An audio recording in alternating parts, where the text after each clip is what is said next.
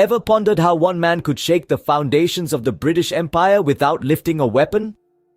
This is not a tale of knights and swords, but of a bespectacled barrister who harnessed the power of truth and non-violence to change the course of history.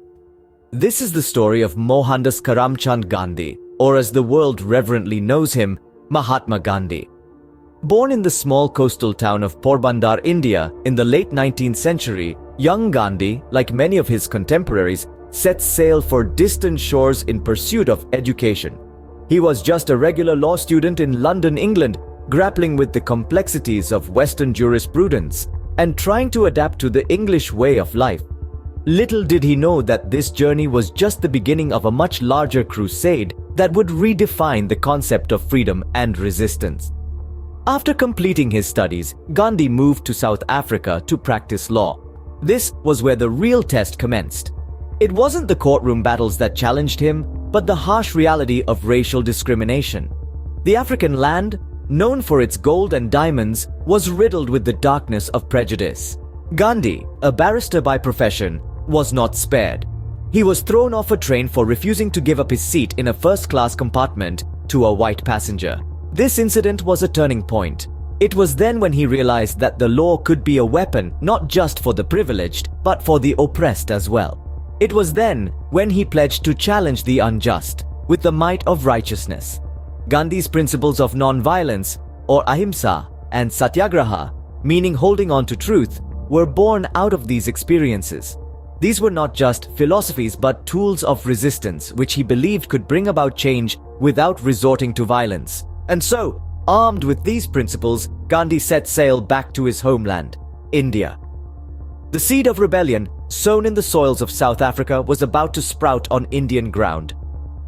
Returning to India, Gandhi brought with him a potent weapon, a force more powerful than any sword or gun, satyagraha. This term, coined by Gandhi himself, translates roughly to insistence on truth or soul force. It's a form of non-violent resistance, a method of conflict resolution that does not involve physical harm or hostility. Instead, Satyagraha appeals to the opponent's sense of morality and justice. In a world where power often equates to brute force, Gandhi introduced a radical concept. He proposed that truth and non-violence could become instruments of change, tools for fighting injustice. He believed in the inherent goodness of people and trusted that when faced with truth, individuals would choose the right path. So how did this unique strategy come to life? Let's travel back to the year 1917. The place was Champaran, a district in the Indian state of Bihar. The British had forced the local farmers to grow indigo, a crop used for dye instead of food crops. This led to widespread poverty and famine. Gandhi, hearing of their plight, went to Champaran. He didn't arrive with an army. He didn't incite violence. Instead, he started a fact-finding mission, documenting the injustices and rallying the farmers to stand up for their rights. This was the first implementation of Satyagraha on Indian soil. Despite numerous attempts by the British to suppress the movement, Gandhi and the farmers remained steadfast in their commitment to non-violence. The result? The British were forced to acknowledge the injustice and reform the exploitative policies.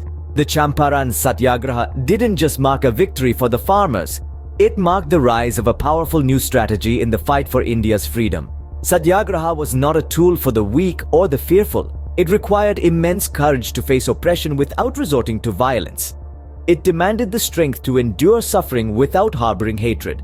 But above all, Satyagraha was a call to awaken the power of truth and non-violence within every Indian.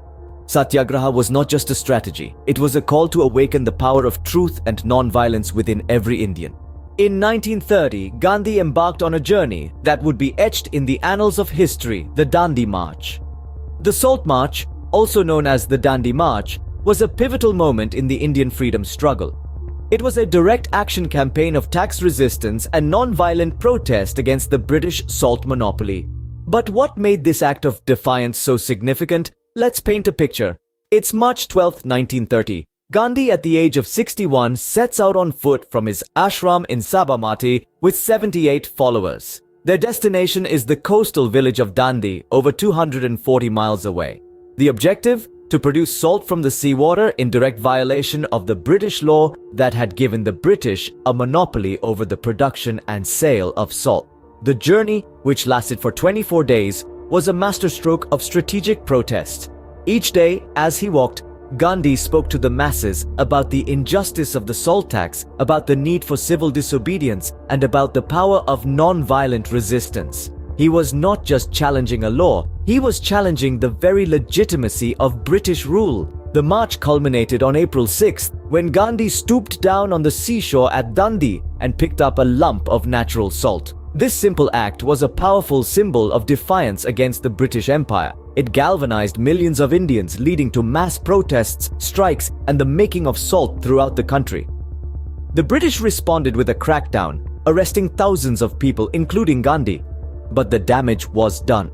The Salt March had illuminated the injustice of British rule, stoked the fire of Indian nationalism, and demonstrated the power of non-violent resistance. So, the Salt March was more than just a protest against a salt tax. It was a strategic act of civil disobedience that shook the foundations of the British Empire in India. It was a symbol of the power of peaceful resistance, and it marked a significant turning point in the Indian freedom struggle. The Salt March was a simple act of defiance that mobilized a nation against its oppressors. In 1942, Gandhi gave a clarion call that echoed across the country: "Quit India." This was more than a call to action. It was a rallying cry, a beacon of hope that ignited the flame of freedom in the hearts of millions. The Quit India movement, also known as Bharat Chodo Andolan in Hindi, marked a pivotal moment in India's long struggle for independence. This movement was not just a protest, but a mass civil disobedience movement that swept the nation, shaking the very foundations of British colonial rule. Gandhi, the architect of this movement, believed that non-violence was the most potent weapon in the freedom struggle. He urged every Indian, regardless of caste, creed, or religion, to commit to non-violence and peacefully resist the British rule. His words were simple yet powerful: "Do or die," resonating with every Indian's yearning for freedom.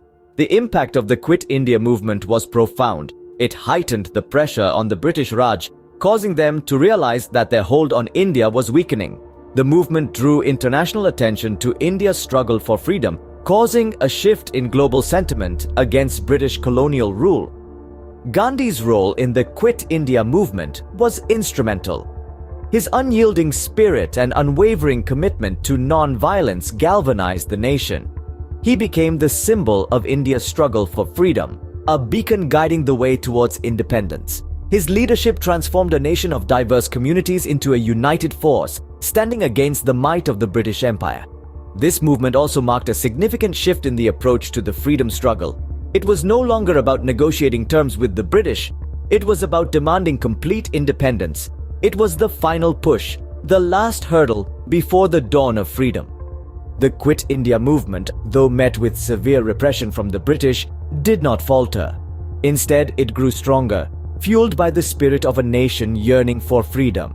This movement, led by Gandhi, was the final nail in the coffin for British colonial rule in India. With the Quit India movement, Gandhi solidified the resolve of a nation, pushing it towards the dawn of freedom. Gandhi's role in the freedom struggle was not just about winning independence. It was about crafting the soul of a nation.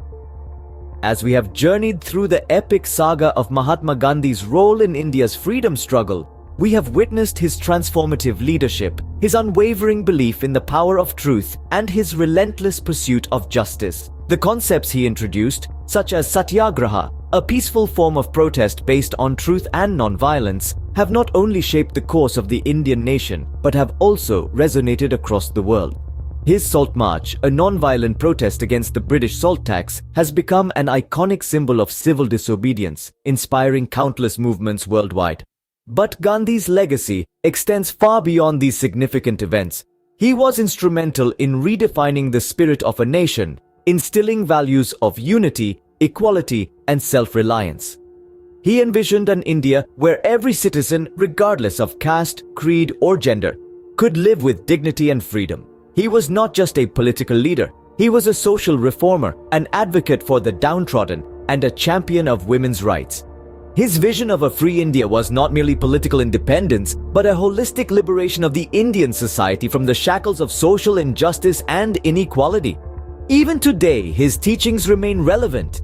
His emphasis on sustainable living, simplicity, and harmony with nature echo louder than ever in our world grappling with climate change and environmental degradation.